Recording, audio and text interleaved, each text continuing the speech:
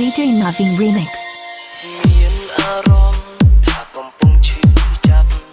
បានស្ដាប់ពីអូនប្រាប់ថាសុំលីថាឋានៈពួកយើងមិនស្មើគ្នាក្រុមគ្រាបើនៅបន្តបងលួចដឹងអូនមានគេទៀតតែជាស្លៀតអូនលើកក្រនយកល្អឆេងបែតងប្រងរត់ទាំងត្រតស្លែស្មោះសោក្រោយអស់កំឡៃពីដំបងអាស្រ័យយើងគិតរឿងមានឬក្រ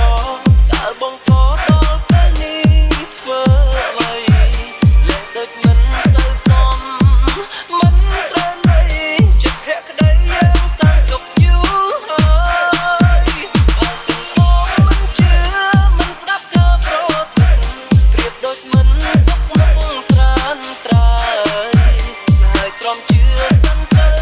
ទាំងដឹងច្បាស់រួចហើយថាពេលក្រោយអូននឹងបន់តើគេ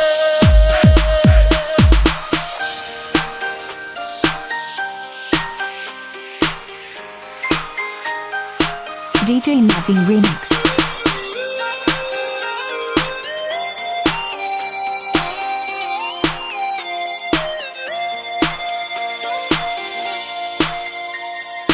មានអារម្មណ៍ថាកំពុងឈឺចាប់